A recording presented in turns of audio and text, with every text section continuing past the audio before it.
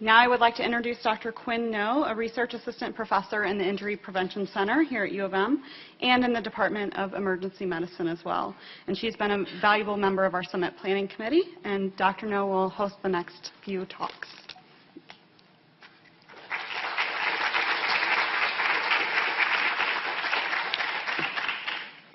Thank you, Erin. So right now we're going to turn our focus over to critically examining the issue of campus sexual assault in diverse and high-risk populations. So we're going to begin with Dr. Heather McCauley, and she's going to speak on sexual assault vulnerability and prevention among marginalized college students, including those who are who are minorities based on their sexual orientation, gender identity, and/or disability. Dr. McCauley is an assistant professor in Human and Family Studies at Michigan State University. She's also a core faculty in the Research Consortium on Gender-Based Violence and the Center for Gender in Global Context, both also at Michigan State. So welcome, Dr. McCauley.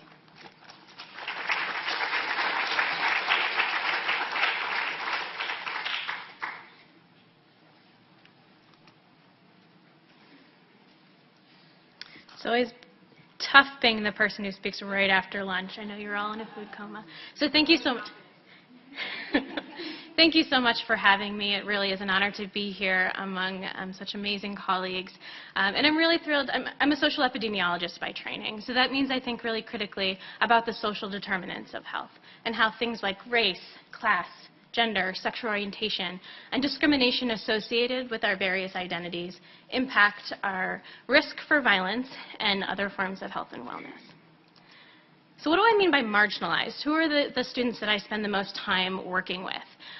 These are students, individuals, and groups who are excluded from mainstream social, economic, cultural, or political life, and/or those who experience exploitation, inequity, and harm because of discrimination and injustice. So we'll first focus on sexual and gender minority college students. Before we do that, I want to get us all on the same page about how I'm thinking about sexual orientation.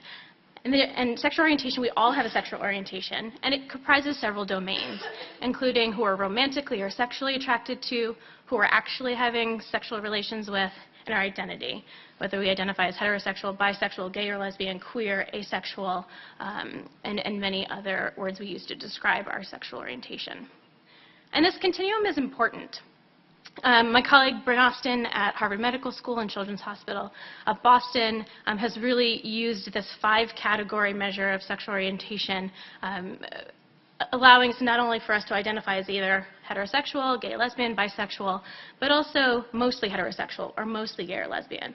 And that mostly group is really important for us to be thinking about. So our work is showing that mostly heterosexual people, for example, their risk profiles look pretty similar to their bisexual counterparts. So it's important for us to be recognizing the spectrum. I'm just going to be showing some preliminary data from one of Dr. Liz Miller, one of my collaborators, her RO1 funded by NIAAA, where we surveyed more than 2,000 college students across 28 campuses. And we asked them, we used a slider scale from completely straight to completely gay or anywhere in between, how do you identify? And they could slide the scale along. And interestingly, 71% of participants identified as something other than completely heterosexual. We also asked sexual behavior, and just over 9% of sexually active cisgender participants have had consensual sex with partners of other genders.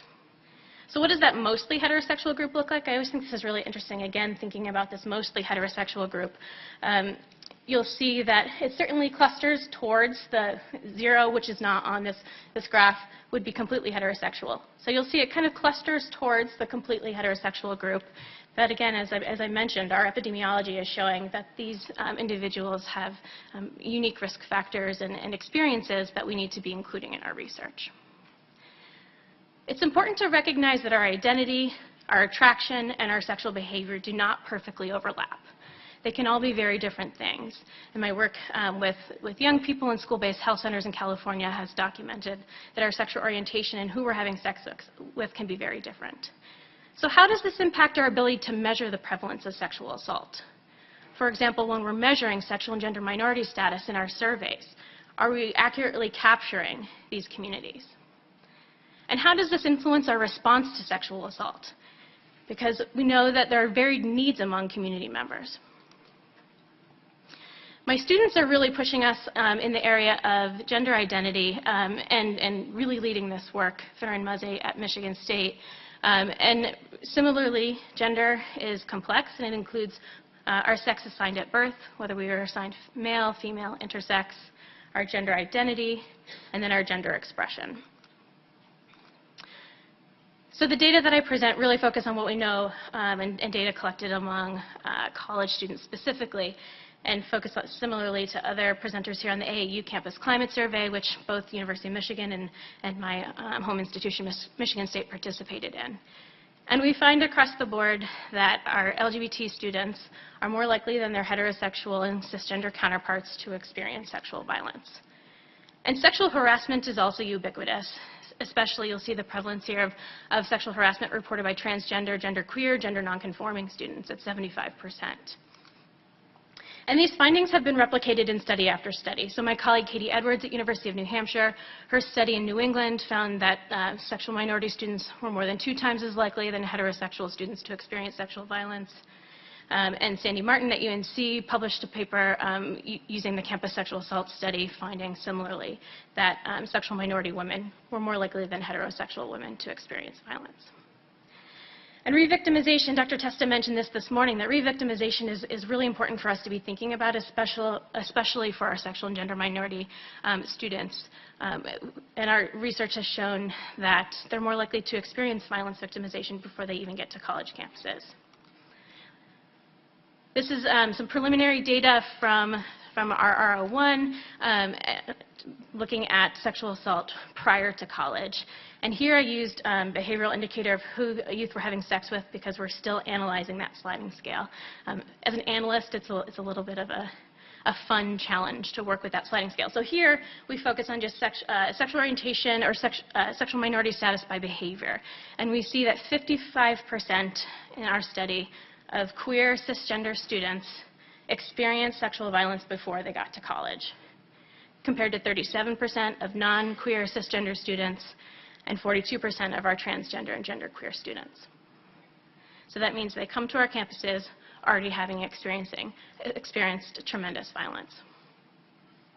In addition to our increased risk, once we get to college, if we experience violence in childhood, we also know that this early victimization is associated with higher levels of psychological distress, suicidality, alcohol use, and self-harm.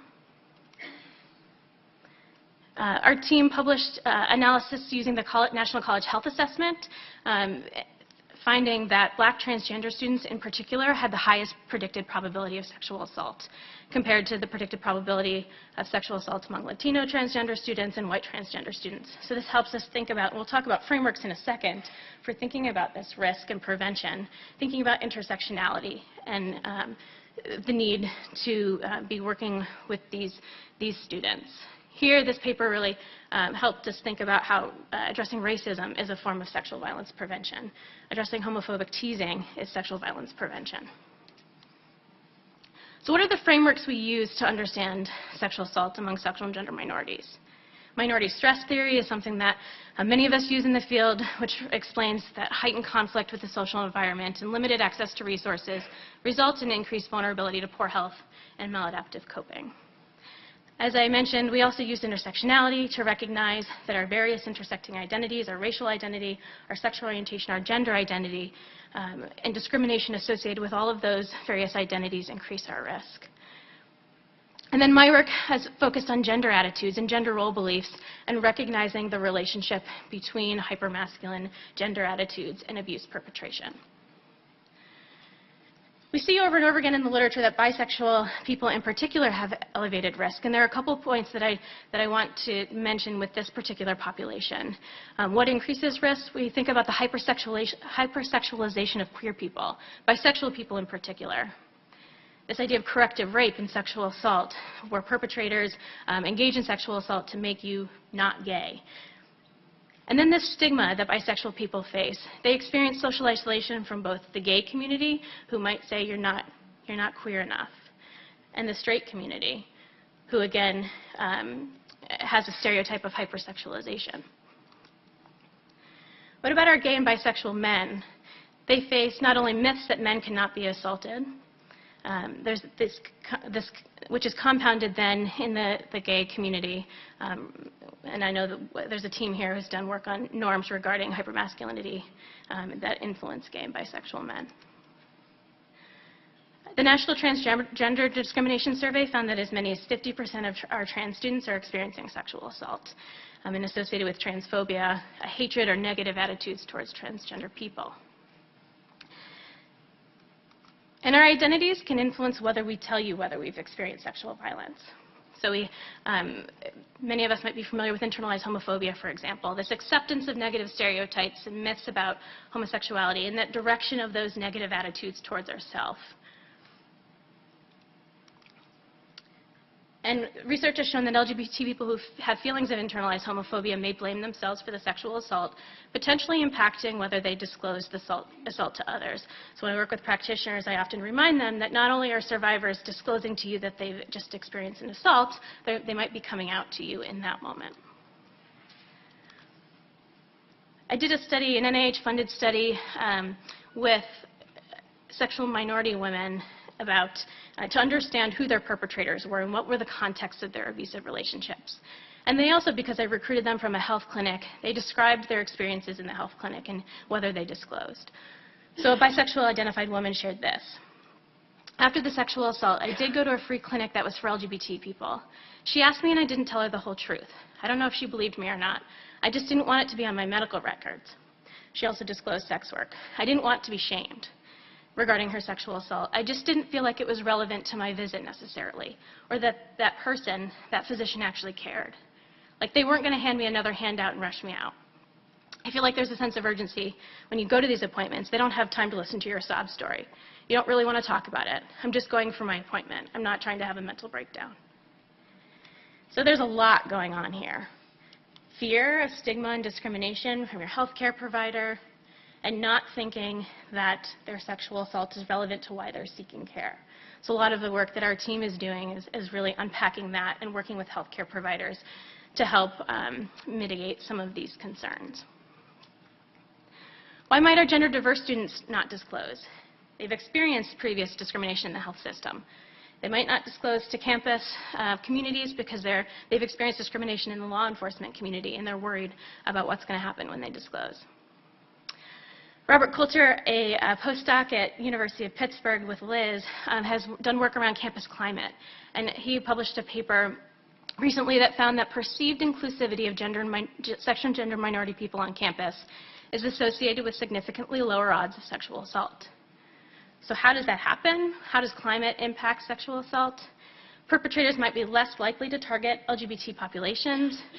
We might see increased positive bystander intervention for LGBT people, so people more likely to step in and stop something when they see something. Or it might empower LGBT individuals to engage in harm reduction strategies. And the AAU Campus Climate Survey, I thought this was a really interesting finding that 41% of transgender, genderqueer, gender nonconforming survivors sought a university resource after their sexual assault, compared to about 25% of cisgender survivors, which to me is encouraging. If we're building and supporting our LGBT centers on campus, we're going to be doing sexual violence prevention as well. I worked with Futures Without Violence. I think Dr. Miller will be talking about a clinical intervention strategy this afternoon, a brief intervention strategy, and I worked with Futures Without Violence to develop those materials for the LGBT community. So those are here and they're freely available on futureswithoutviolence.org if you're interested in taking a look at some of these materials. So how else can we improve campus climate?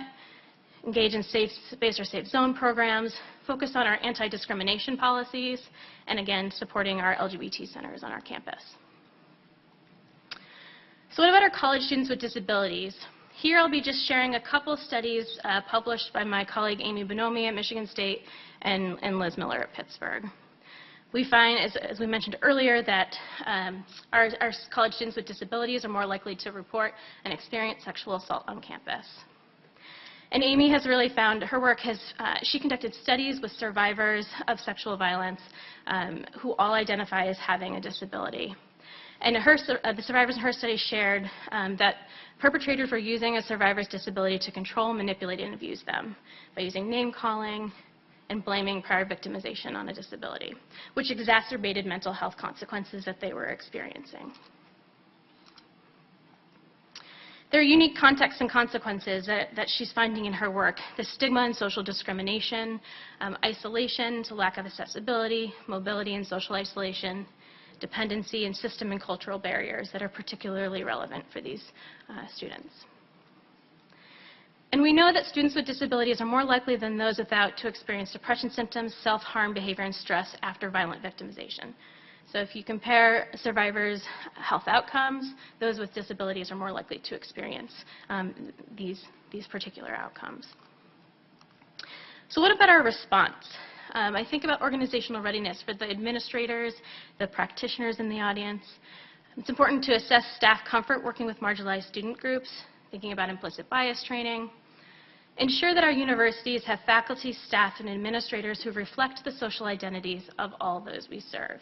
So investing in and thinking about hiring practices that promote and support building a really diverse faculty, for example. Collaboration with community-based organizations for survivors, so not only domestic and sexual violence agencies, but our LGBT organizations here in Michigan and beyond. And I see people in the audience who are doing really amazing work with LGBT survivors, so please reach out to them and start to form partnerships with them. And then thinking about our trauma-informed policies and practices. So we're doing a lot of that right now at Michigan State, thinking about our work and how trauma-informed is our work. I do that a lot with the healthcare system, but we could also be thinking about that across the university community. What about speaking with a survivor? Survivors have multiple intersecting identities, so that's something that I think we should always be keeping in the back of our mind. And avoiding assumptions driven by stereotypes about a client based on their appearance or other factors. I always say, this is what queer looks like. And there are many other queer people in the audience here. And we all look different. We have different stories and different identities. And it's important to remember and avoid assumptions when we're working with survivors. And then also reflect the language that clients use to describe themselves, their identities, and their sexual assaults. And with that, I welcome any questions.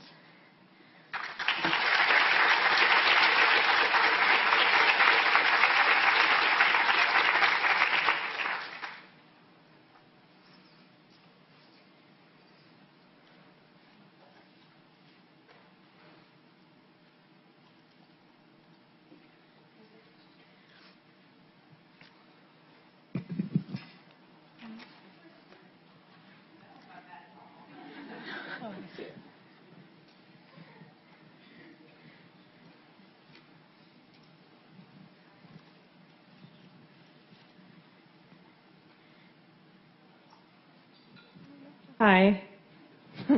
Okay, that was wonderful, and thank you very much for presenting. I had two questions. One was, were you part of the MSU creation of the Not Anymore video series? No? Okay. I was at University of Pittsburgh until about 2 years ago, so I'm brand new at Michigan State. Okay. Well, welcome to that school that we don't talk about here. It's a great series. I just did not see a whole ton of the LGBT or trans side in there. And as far as, I was really interested in your direct correlations between other work and then saying how that directly impacts the anti-sexual assault work. So can you talk more about how existing programs that help? So for example, I'm trying to start a microaggressions awareness committee right now, and we're trying to sort of normalize the discussion of that as a topic in the workplace. And so I had never made the connection of doing that as directly related to anti-sexual assault. I guess I related it to just assault. So do you have any recommendations for for like my group or other groups like that that are in the diversity, equity, and inclusion realm? Should we be making those direct connections with, hey, this, what we're doing isn't just like nice, it's also life or death, and this is another reason why? Just that's where my brain went. So yeah, thanks. sure. Thank you for that question. So are you also thinking about some of the bias, racism and homophobia and those experiences and that as sexual violence prevention? Is that what you're asking about? That's what I'm referencing, and that's what you were mentioning in your talk, that work against racism is also work against rape, work against homophobia is also work against rape, those kinds of connections. Yeah, and a lot of that work, so for this afternoon you'll hear about sex ed violence prevention curriculum funded by the CDC. The evaluation is funded by the CDC called Manhood 2.0, for example. Really working in communities with young men around masculinity, violence prevention, and some of that is talking about racism, talking about our various intersecting identities. So I think that approach, to me, we haven't published the findings from that yet. And I'm not sure how well other current programs are doing incorporating those things. I think from a researcher perspective, we often talk about intersectionality as this theory that we need to be thinking about. We haven't done a good job from an analysis perspective, for example, actually implementing that in our research studies. And so I think we're even further behind in our programming. But you'll hear this afternoon about a program that does address racism really explicitly to do the sexual violence work. So I'll push that question to this afternoon.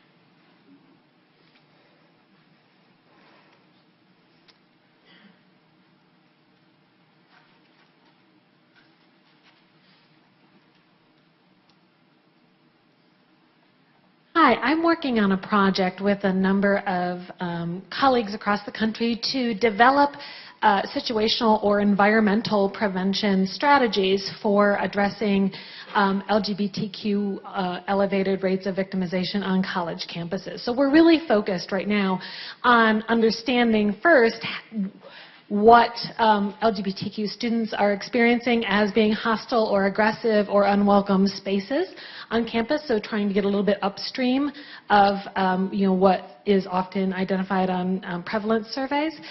And also thinking about how we might then take that information to both increase the protective factors for those individual students who are at risk for much elevated risk for experiencing harm, but then also increase, following Coulter's article, increase the likelihood that the rest of the community is going to be more likely to be supportive of those individuals, are more likely to see them as the in-group, are more likely to engage in bystander behavior if they see a harm happening, all that kind of stuff. And so I guess I was wondering if you have any ideas in terms of environmental or situational strategies that you see from your research that could be useful in thinking about what might an approach look like that isn't seeking to intervene at the individual level. Yeah, and I'm not sure we're quite there yet with specific strategies. I mean, I think we're doing some hotspot mapping right now because, to your point, so we can talk about that. So. And that's been my criticism of campus climate surveys is they're not actually measuring climate. And so much follow-up work is needed to be done to actually measure climate and what's going on for our students. And we're hearing that a lot on my campus right now. So I think, for example, in our bystander intervention program, Coaching Boys into Men, we include and address homophobic teasing and hypermasculinity and all of those ways. So we've been incorporating that into our prevention programs already. Those programs that are geared at changing social norms. That's why bystander intervention is so powerful. So I'd love to talk more.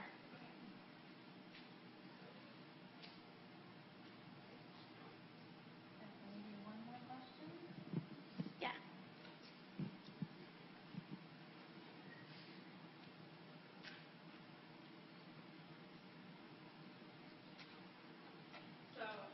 Hello. Okay. So when you're assessing victimization, especially with bisexuals, I know one thing that has been talked about a lot is performative bisexuality or people pressuring women to engage in sexual acts with same-sex partners at parties or things like that. Is that commonly addressed when assessing their victimization, or is it something that we need to do a better job of? I think that our surveys don't always do a great job at measuring who the perpetrators are in any particular situation. The data that we have from Liz's R01 does ask that very specifically and asks about perpetrator tactics and all of that.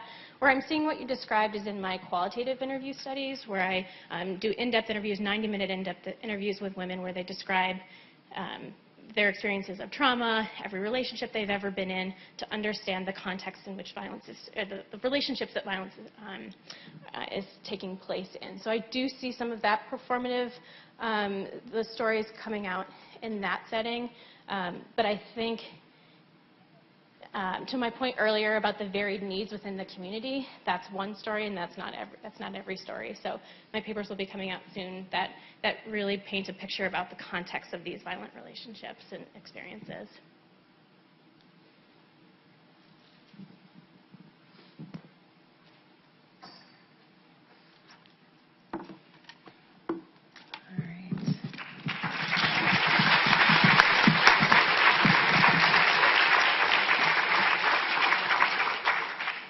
Thank you, Dr. McCauley.